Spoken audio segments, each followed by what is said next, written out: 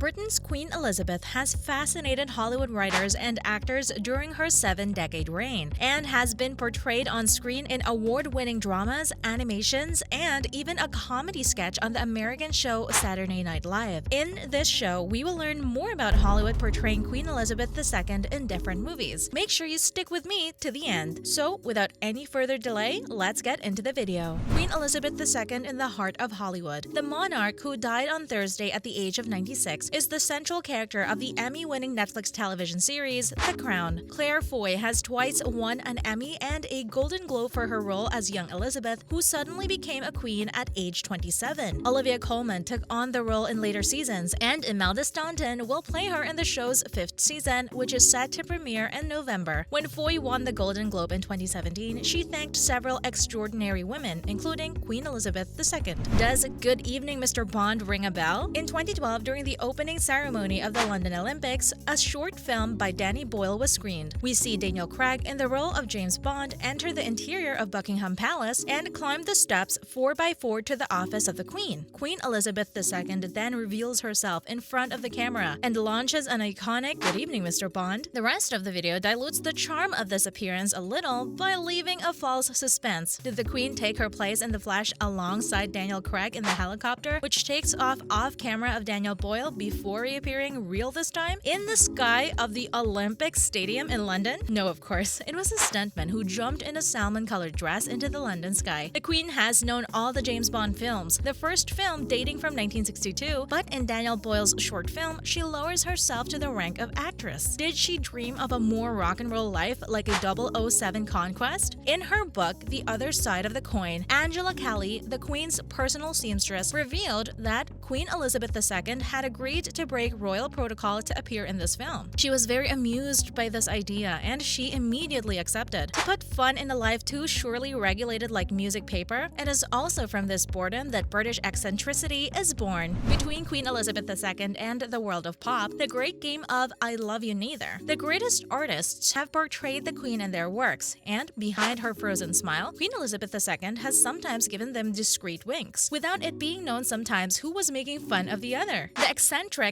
is a fact peculiar to the English, especially because they are convinced of their own infallibility, emblem and heritage of the British nation, writes Edith Sitwell in her book The Eccentrics, published in 1933, 7 years after the birth of Elizabeth Alexandra Mary and 2 decades before the coronation of Queen Elizabeth II, which form the same and unique person, but we all tend to believe that the Queen has always been Queen. Since the crown was placed on Queen Elizabeth II's head in 1953, artists who share the title of the kingdom's greatest eccentrics neck and neck with aristocrats have made the monarch's very stilted figures a pop, punk, or rock and roll effigy depending on the style. But the death of the sovereign should not mask one thing: the representations of the Queen were not always intended to become goodies sold to millions of tourists dragging filthy suitcases in flashy colors through the streets of London. Let's talk about the Beatles washing. At a time of global warming, heads of state are regularly accused by environmental activists of turning their broken promises into a greenwashing operation so as not to lose face. More than half a century ago, nobody was talking about the environment and to change its conservative image in the changing world. The British monarchy had the idea of using the Beatles. Since the release of their album Please Please Me in 1963, young guys with long hair have become icons in the UK. The Labour Prime Minister at the time, Harold Wilson, therefore suggested that the Queen decorate the Fab Four. Things were done in 1965, when Queen Elizabeth II presented the Order of the British Empire to Paul McCartney, Ringo Starr, George Harrison, and of course, John Lennon. The latter, however, mocked the monarchy quite strongly. "We deserved our medals for not having killed people," squeaked Lennon at the microphone of the journalists who had questioned him about this royal interview, as the newspaper Le Echo recalls. He returned his decoration in 1969 in protest against British involvement in the Biafra War in Nigeria. But for Buckingham Palace, the important thing is elsewhere. Throughout her 7 decades of reign, the Queen has decorated a mess of celebrities, some of whom, like Mick Jagger, have nevertheless displayed values that are the opposite of the old monarchy. Next up, God Save the Queen. In 1977, the Sex Pistols were the first people to take up the Britain's national anthem. 10 days before the Queen's 25th year jubilee, they released the single God Save the Queen, equating the monarchy with a fascist regime that didn't have any future, with the famous "No Future." At the time, the punk quartet was the hero hero of the young English generation who dreamed more of dipping their lips in an alcoholic rock brew than in a lukewarm cup of tea filled with good manners and conventional life. On 7th of June 1977, Jubilee Day, the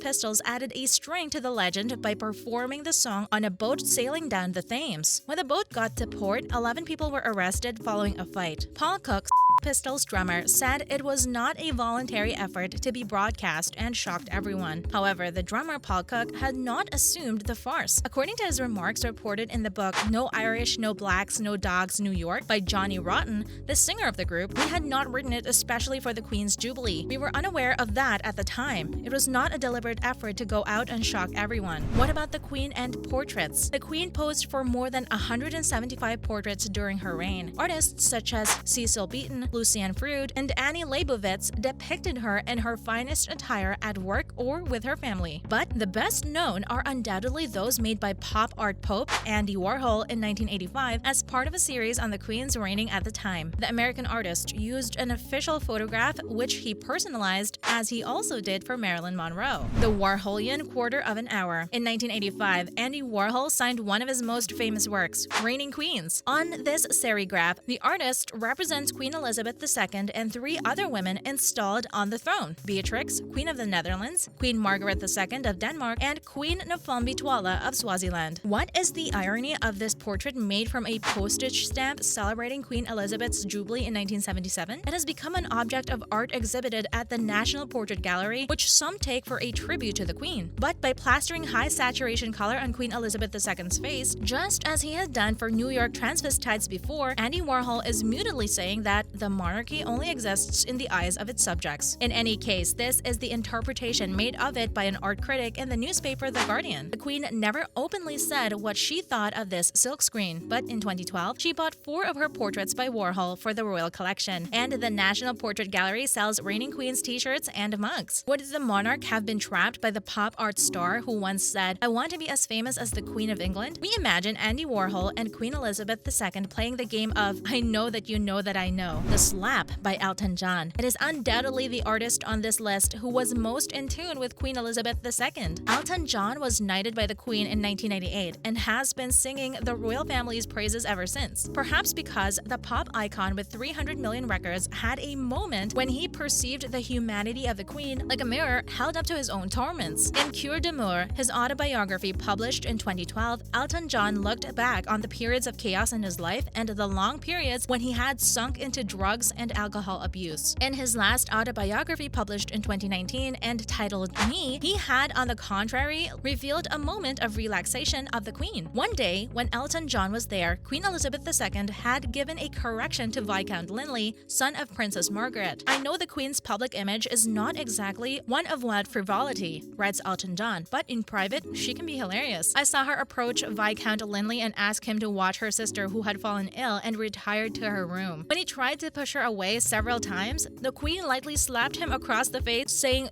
'Don't argue, not with me. I am the Queen.'" He added that as she left, she saw him looking at her, give him a wink, and left. So that concludes today's video. If you found the video helpful, give us a thumbs up and don't forget to share the video with your friends and family. Thanks for watching. See you next time.